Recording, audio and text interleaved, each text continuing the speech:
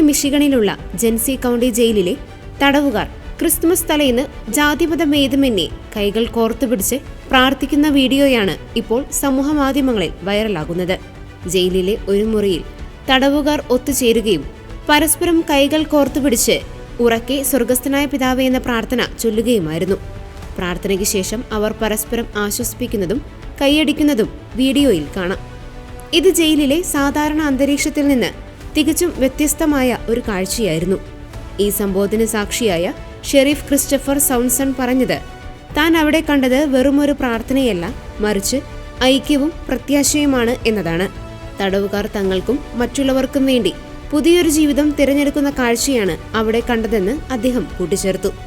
God behind bars എന്ന സംഘടനയുടെ നേതൃത്വത്തിൽ ജയിലുകളിൽ നടന്നുവരുന്ന ആത്മീയ പ്രവർത്തനങ്ങളുടെ ഫലമായാണ് ഇത്തരം മാറ്റങ്ങൾ ഉണ്ടാകുന്നതെന്നും അദ്ദേഹം പറഞ്ഞു.